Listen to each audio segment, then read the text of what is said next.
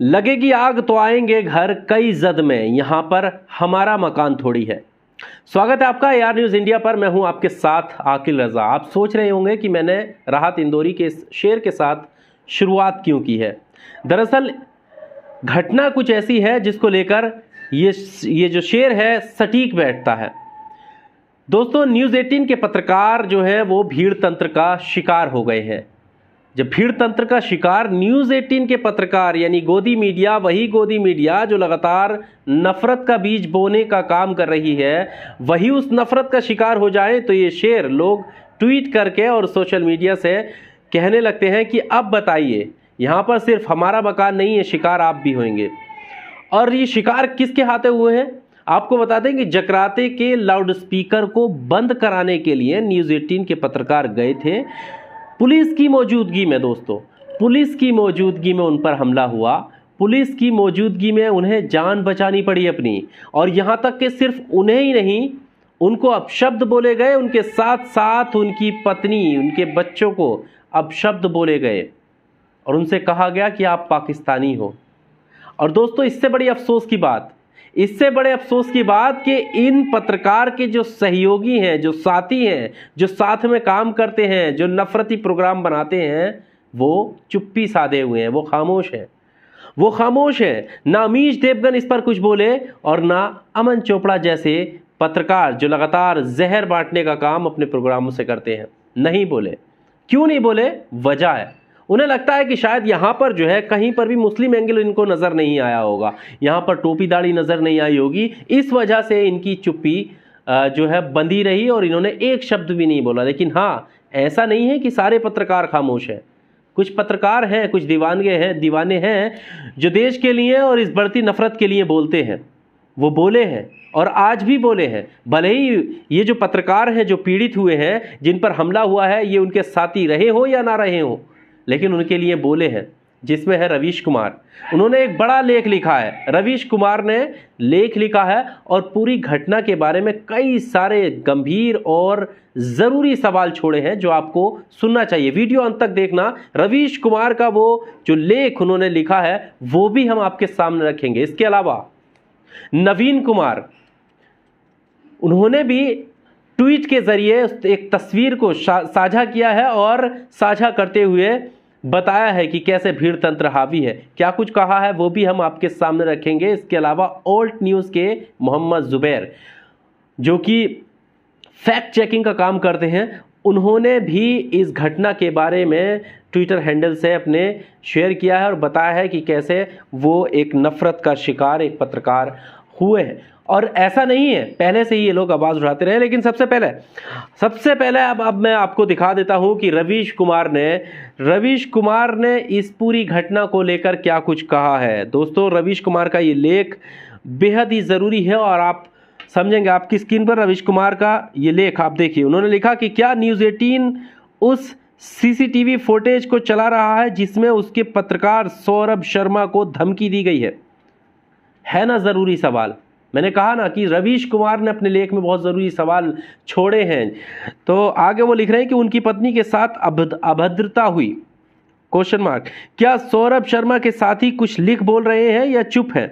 इस खबर की एक एक डिटेल को आप ध्यान से पढ़िए। समाज किस तरह खोखला होता जा रहा है। पुलिस की मौजूदगी में सौरभ शर्मा की पत्नी अंकिता शर्मा के साथ अभद्रता की गई है।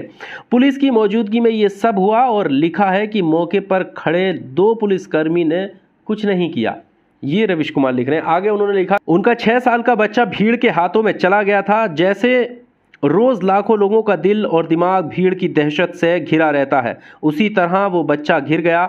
उस पर कितना भयानक असर पड़ा होगा, पत्नी का भरोसा कितना टूट गया होगा समाज और पुलिस पर। पत्नी अंकिता ने बयान जारी किया है कि पुलिस के बाद भी रात भर लाउड स्पीकर बजता रहा और जगराता में शामिल कथित रूप से शराब के नशे में थे। कथित मैंने अपनी तरफ से जोड़ दिया है, हो सकता है वहाँ के जगराता शामिल लोगों ने शराब ना पी हो, चरनामृत पी हो। आगे रवीश कुमार लिख रहे हैं कि सोशल मीडिया पर लिखा जा रहा है कि चैनल के एंकर भी चुप हैं। वो सारे लोग जो धर्म की आड़ लेकर दूसरों की चुप्पी को ललकारते हैं वो चुप हैं। पत्रकार नवीन कुमार ने एक तस्वीर ट्वीट किया है जिसमें कथित उत्पातियों का चेहरा है। उन सब के नाम भी होंगे मगर कार्रवाई नहीं हुई है। अफसोस की पत्नी और बच्चे को ये सब झेलना पड़ा, लेकिन ये तो ना जाने कितने लोग झेल रहे हैं। इसके आगे जो रवीश कुमार लिख रहे हैं वो ध्यान देने वाली बात है। उन्होंने लिखा कि इस चैनल का रोल भी नफरत फैलाने में रहा है। मुझे सौरभ शर्मा के फेसबुक पोस्ट और लाइक की जानकारी नहीं है, न कभी कोई कार्यक्रम देखा है, मगर सौरभ और अंकिता को भी पाकिस्तानी कहा गया है और जान से मारने की धमकी दी गई। क्या मुझे कोई बता सकता है कि नफरत को लेकर सौरभ शर्मा के क्या विचार रहे हैं? किस तरह के पोस्ट हुआ करते थे? क्या सौरभ शर्मा ने अपने साथियों के नफरती शो को याद किया होगा कि उसके नतीजों में खुद उनकी जान खतरे में पड़ सकती है? क्या सौरभ शर्मा ये सब सोच रहे होंगे कि उनके साथी चुप हैं और रवीश कुमार पोस्ट लिख रहा है? ये मौका कहने का नहीं है, लेकिन इसी मौके पर कहने की ज़रूरत है। ये प्रोजेक्ट अल्पमत को डराने के नाम पर बहुमत के लड़कों को दंगाई बनाने का है, जो पूरा हो चुका है। सौरभ शर्मा ने उसकी झलक देख ली, जिसे हम रोज़ हिंसा के अनगिनत वीडियो में देख रहे हैं। आप समझ सकते हैं कि रवीश कुमार ने कितनी गहनता से इस बात को लिखा है कि ये जो अल्पमत को डराने का एजेंडा चल रहा है, प्रोग्राम चल रहा है, ये बहुमत को जो है दंगाई बनाने का प्रोग्राम चल रहा है और इसकी तस्वीर आपने देख ली होगी।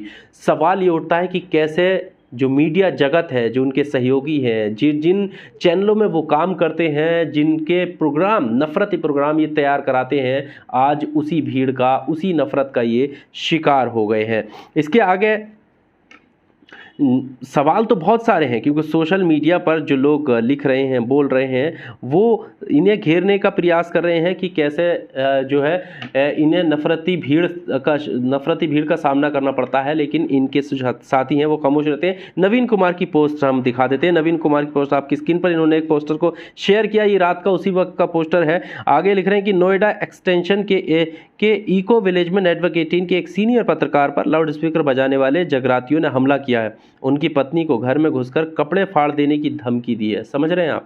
कपड़े फाड़ देने की धमकी दी है। 6 साल का उनका बच्चा दहशत में है। पुलिस तमाशा देखती रही। गुंडों ने थाने में पुलिस वालों के सामने धमकाया। पुलिस वालों के सामने भी गुंडों ने धमकाया, लेकिन पुलिस तमाशबीन बनी देखती रही है। ये जानकारी नवीन कुमार ने दी है।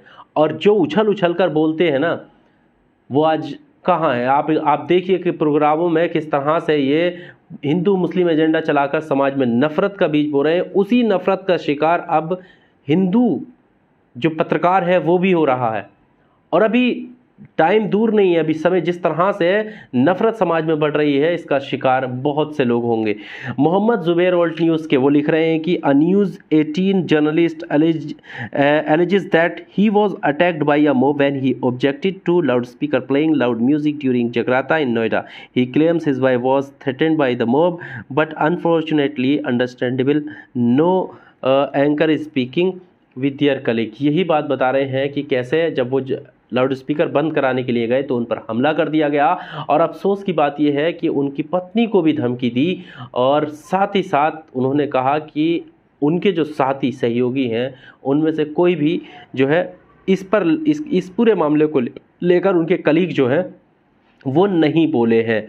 अब आप सोचिए, जो बात ये कही जा रही है कि ना कि जो आज ये नफ़रत, जो आप समर्थन इन न्यूज़ चैनलों का, इन जो नफ़रत फैलाने वाले प्रोग्रामों का आज आप समर्थन करते हैं ना, आप गारंटी ले लीजिए, आप लिख कर ले लीजिए इस बात की कि जब आप मुसीबत में होंगे तो ये सारे दुम दबाकर भाग रहे होंगे। ये आपके लिए नहीं बोल रहे होंगे, न लिख रहे होंगे। और इसकी वानगी आज देखने को मिल गई होगी जब उन्हीं के सहयोगी पत्रकार पर हमला हुआ तो किस तरह से वो खामोश है। इस वीडियो में सिर्फ इतना ही। अगर आपको ये जानकारी अच्छी लगी हो तो वीडियो को लाइक कीजिए, शेयर कीजिए और चैनल को सब्सक्राइब जरूर कीजिए। बहुत शुक्रिया। Subscribe now and press the bell icon. Never miss an update.